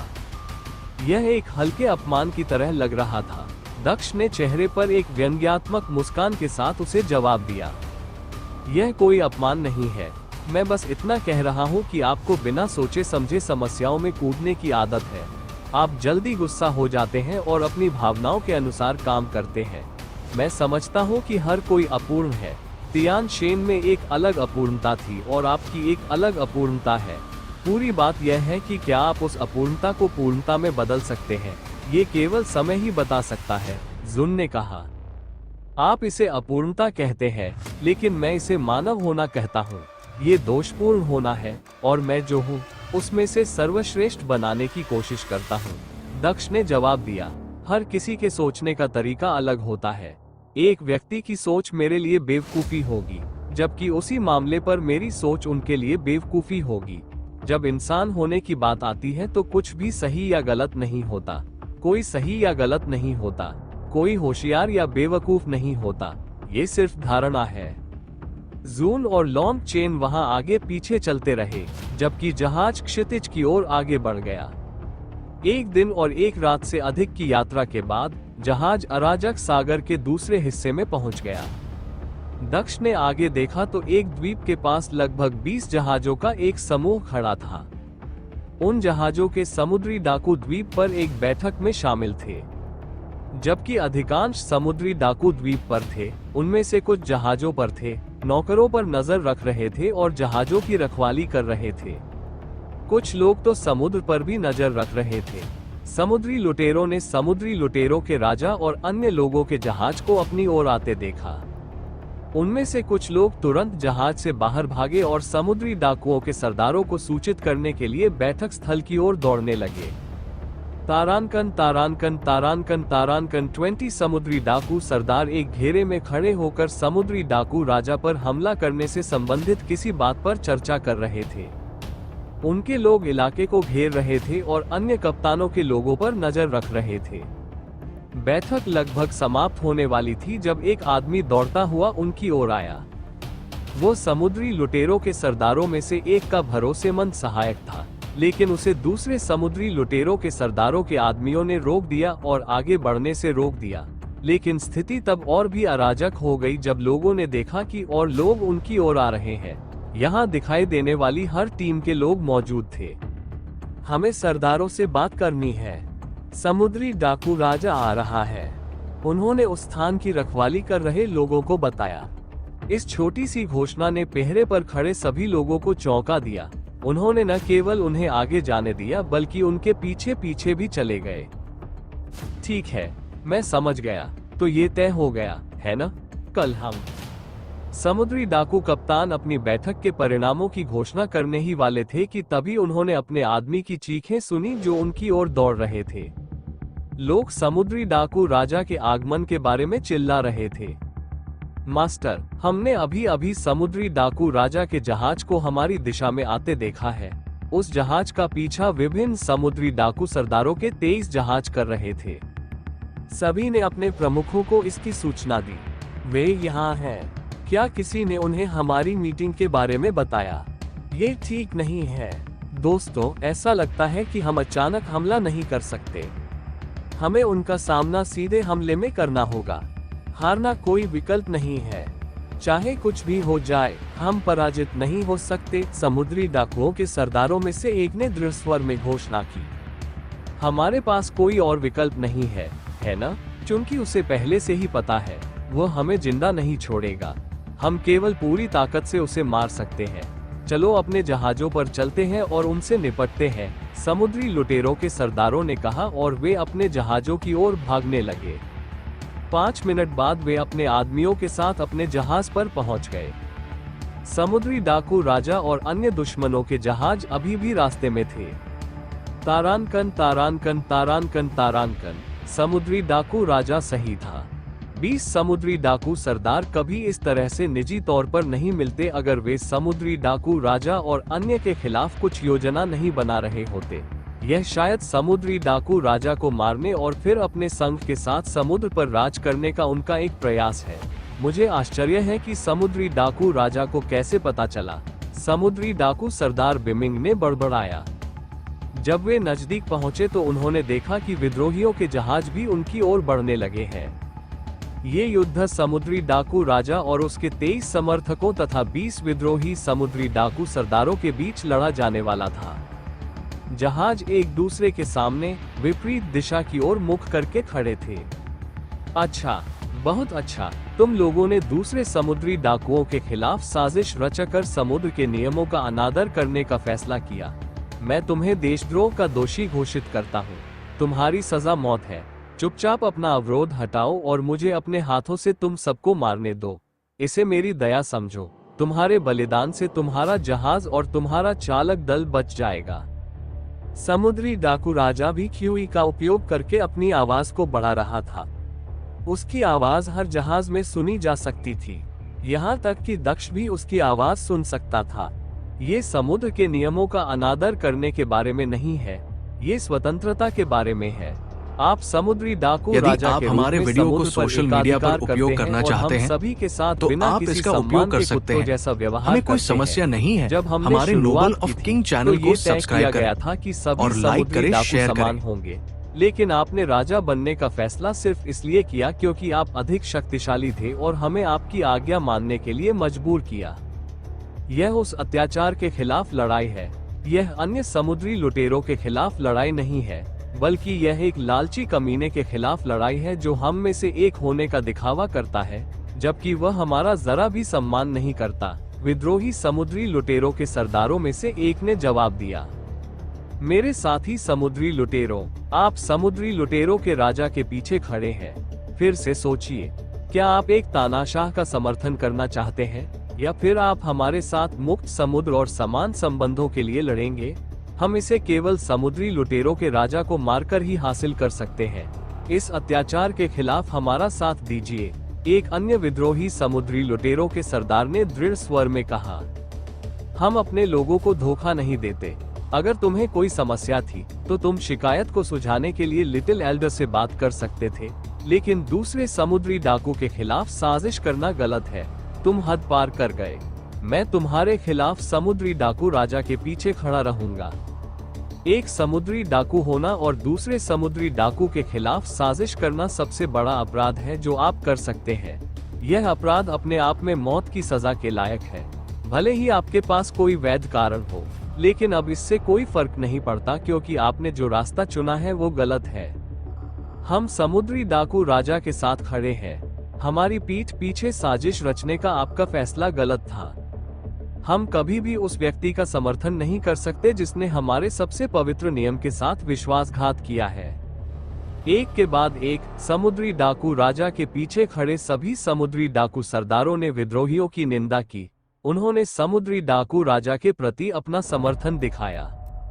समुद्री डाकू प्रमुख बिमिंग ने भी इसी प्रकार की बात कही। तुम लोग समझ ही नहीं रहे हो। तुम लोगों की मानसिकता आजादी के बिना जीने की है, लेकिन हम ऐसे नहीं जी सकते। अगर हम अपने उद्देश्य के लिए मर भी जाएं तो भी हम खुश रहेंगे, लेकिन हम समुद्री डाकू राजा को मारे बिना नहीं मरेंगे। अगर हमें करना पड़ा तो हम तुम सबका सामना करेंगे। दिन का अंत या तो समुद्री डाकू राजा की मौत से होगा या हमारी मौत से। अगर तुम सब बीच में कूदना चाहते हो तो हम तुम पर भी नरमी नहीं बरतेंगे। विद्रोहियों ने अपना कठोर स्वर जारी रखा। विद्रोही जहाजों ने पहला हमला किया, जिसे समुद्री डाकू राजा के जहाज के अवरोध द्वारा रोक दिया गया। उन्हें नष्ट कर दो, समुद्री डाकू राजा ने अपने आदमी को आदेश दिया। दोनों पक्षों ने एक दूसरे पर हमला करना शुरू कर दिया। सभी हमलों को दूसरे पक्ष के अवरोधों द्वारा रोक दिया गया। वे सभी जानते थे कि यह एक लंबी लड़ाई होने वाली थी, जो इस बात पर निर्भर थी कि किसकी बाधा अधिक हमलों को झेलने में सक्षम थी और किसके हमले इतने शक्तिशाली थे कि वे दूसरे जहाजों की बाधाओं को तोड़ सके। जब तक बाधाएं बरकरार थीं, जहाज सुरक्षित थे। दक्ष इस उबाऊ युद्ध पद्धति को देखकर उबासी लेने से खुद को नहीं रोक पाया। वो एक ऐसा व्यक्ति था जो सामने से हमला करना और अपने हाथों से दुश्मन को मारना पसंद करता था, लेकिन गठन पर हमला और बचाव की लड़ाई उसे सबसे ज्यादा बोर करती थी। दक्ष ने 1 घंटे तक लड़ाई देखी, फिर वो इस उबाऊ लड़ाई को देखकर थक गया। वो वापस आकर कुर्सी पर बैठ गया और निष्कर्ष की प्रतीक्षा करने लगा। इस आदान प्रदान में आधा दिन बीत गया। ये तब हुआ जब पहला जहाज नष्ट हो गया। यह विद्रोही पक्ष का था। अब उनके पास केवल 19 विद्रोही बचे थे। अरे, मैं अभी कुछ सोच रहा था। बिमिंग, इधर आओ, दक्ष ने कहा जैसे उसे कुछ याद आया। बिमिंग वापस दक्ष के पास चली गई। क्या आपने ये दावा नहीं किया था कि समुद्री डाकू राजा हमारे जहाज को एक ही वार में नष्ट कर सकता है, अगर वह नाराज हो या उसे पता चले कि मैं भूत मंदिर से हूँ? क्या इसका मतलब यह नहीं है कि उसके जहाज का हमला इतना शक्तिशाली होना चाहिए कि वो दूसरे जहाज के अवरोध को एक ही वार में उड़ा दे? फिर उसका हमला हमारे हमलों जितना ही शक्तिशाली क्यों लगता है? उसे तो जहाजों को नष्ट कर देना चाहिए था। क्या आपने मेरे सामने अतिशयोक्ति की? दक्ष ने समुद्री डाकू सरदार बिमिंग से पूछा। नहीं, समुद्री डाकू राजा का जहाज विशेष है। उसने एक बार लिटिल एल्डर की किसी चीज में मदद की थी। लिटिल एल्डर ने उसके जहाज में एक संरचना बनाकर उसका एहसान चुकाया। ये संरचना एक शक्तिशाली हमला करने में सक्षम है जो दुश्मन के जहाज के अवरोध को एक पल में तोड़ सकती है, समुद्री डाकू सरदार बिमिंग ने जवाब दिया। वो लड़ाई और दक्ष के बीच बार बार नजरें घुमाता रहा। तो वो एक पल में उनकी बाधाओं को तोड़ सकता है, फिर वो इसका उपयोग क्यों नहीं कर रहा है? वो एक पल में युद्ध समाप्त कर सकता है, दक्ष ने समुद्री डाकू सरदार से पूछा। ऐसा इसलिए है क्योंकि यह संरचना विशेष है। इसका उपयोग केवल सीमित संख्या में ही किया जा सकता है। मुझे नहीं पता कि इसका उपयोग कितनी बार किया जा सकता है, लेकिन समुद्री डाकू राजा ने इसका उपयोग केवल एक बार पहले किया है। मुझे लगता है कि कुछ बार इसका उपयोग करने के बाद संरचना नष्ट हो जाएगी और वह इसका उपयोग नहीं कर पाएगा। लिटिल एल्डर ने उसे ये भी बताया कि वो उसके लिए ये संरचना फिर से नहीं बनाएगी। समुद्री डाकू प्रमुख बिमिंग ने दक्ष को उत्तर दिया।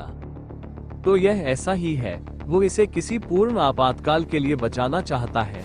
यह कोई बुरी योजना नहीं है, दक्ष ने बड़बड़ाते हुए कहा। जो भी हो, ऐसा नहीं लगता कि वह हारने वाला है। हमारी तरफ के कुछ जहाज भी नष्ट हो जाएंगे। दक्ष ने कुर्सी पर बैठते हुए सब कुछ देखते हुए कहा। युद्ध आधे दिन से अधिक समय तक जारी रहा। लगभग आधे जहाज पहले ही नष्ट हो चुके थे, जबकि विद्रोही पक्ष के 12 जहाज नष्ट हो गए। समुद्री डाकू राजा पक्ष के भी 10 जहाज नष्ट हो गए। विद्रोही पक्ष के पास अब केवल 7 जहाज बचे थे, जबकि समुद्री डाकू राजा के पास दुगने जहाज थे। उनके पास समुद्री डाकू राजा के विशाल जहाज को छोड़कर 13 जहाज बचे थे। समुद्री लुटेरों के सरदार बिमिंग के जहाज को भी बहुत नुकसान हुआ था। दक्ष को उनके जहाज के आसपास की दीवार पर दरारें दिखाई दे रही थी। बस इतना ही, जहाज को दूसरे जहाज के पीछे ले जाओ। अगर तुम आगे रहे तो तुम्हारा जहाज नष्ट हो जाएगा। दक्ष ने समुद्री लुटेरों के सरदार को आदेश दिया क्योंकि उसने देखा कि उनका अवरोध कमजोर पड़ रहा है। मैं ऐसा नहीं कर सकता। अगर मैं किसी और के पीछे छिप गया तो मेरी पूरी प्रतिष्ठा नष्ट हो जाएगी। समुद्री डाकू सरदार बिमिंग ने दक्ष को मना कर दिया। मुझे तुम्हारी प्रतिष्ठा की परवाह नहीं है। जैसा मैं कहता हूँ वैसा करो। अगर तुम यहाँ रहे तो तुम्हारा जहाज लगभग चला जाएगा। तुम पर ज्यादातर हमले हो रहे हैं। तुम्हें वापस लौटना होगा और यह एक आदेश है। मुझे परवाह नहीं है कि लोग तुम्हारे बारे में क्या सोचते हैं। मैं अपनी बात फिर से नहीं दोहराऊंगा। दक्ष ने समुद्री लुटेरों के सरदार बिमिंग से फिर कहा। समुद्री लुटेरों के सरदार ने झिझकते हुए इधर उधर देखा। उसने अपने बैरियर को देखा और फिर दुश्मनों को। दक्ष समुद्री लुटेरों के सरदार बिमिंग के चेहरे पर किसी और के पीछे छिपने की अनिच्छा देख सकता था, लेकिन दक्ष को इसकी परवाह नहीं थी।